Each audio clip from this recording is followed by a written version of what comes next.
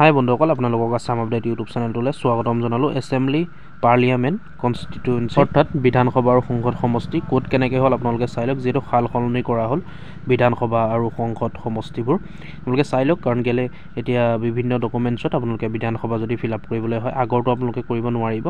যিসকলৰ চেঞ্জ কৰিলে, যিসকলৰ সলনি কৰিলে, আপোনালোকে কেনেকৈ চাব ভিডিঅ'টোত আজি সেইটোকে আলোচনা কৰিম। আপোনালোকে নিজৰ ইপিক নম্বৰ অৰ্থাৎ ভোটৰ আইডি নম্বৰত আপোনালোকে চেক কৰিব পাৰিব আপোনালোকৰ সমষ্টি বিধানসভা বা সংসদ সমষ্টি আৰু ভোট কেন্দ্ৰ ক'ত পৰিছে আপোনালোকে চাই ল'ব। ভিডিঅ'টোত সকলোখিনি কথা আমি আলোচনা কৰিম। ভিডিঅ'টো চাই থাকিব শেষলৈকে। ইয়াৰ কাৰণে আপোনালোকে ভিডিঅ' ডিছক্ৰিপশ্যনলৈ যাব, তাতে লিংকটো দি থ'ম। আপোনালোকে নিজৰ মোবাইলত চাৰ্চ কৰিবলৈ হ'লে বহুত ষ্টেপছ পাৰ কৰিব লাগিব, সেইকাৰণে পাৰ হ'ব লাগিব। সেইকাৰণে আপোনালোকে ডাইৰেক্ট ডিছক্ৰিপশ্যনলৈ যাব। ডিছক্ৰিপশ্যনত এটা লিংক দিয়া থাকিব। লিংকটোত ক্লিক কৰাৰ লগে লগে এনেকুৱা এখন পেজ মুকলি হ'ব, এনেকৈ শ্ব' হ'ব।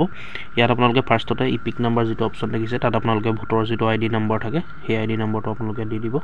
মই এটা দি আপোনালোকক দেখাই দিছোঁ।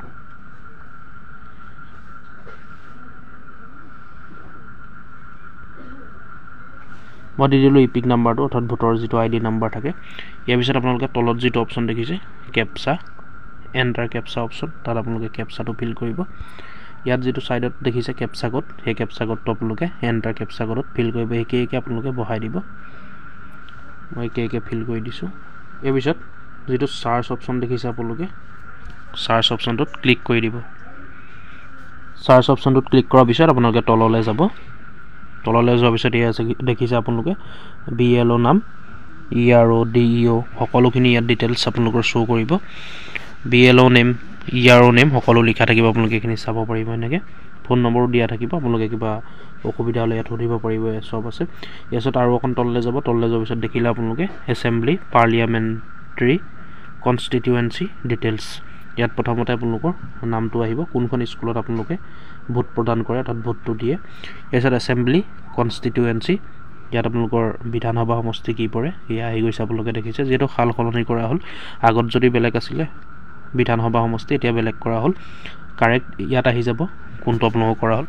ইয়াৰ পিছত দেখিছে আপোনালোকে পাৰ্লিয়ামেণ্টাৰী কনষ্টিটুৱেঞ্চি, মানে আপোনালোকে সাংসদটো চাব পাৰিব ছাইডত।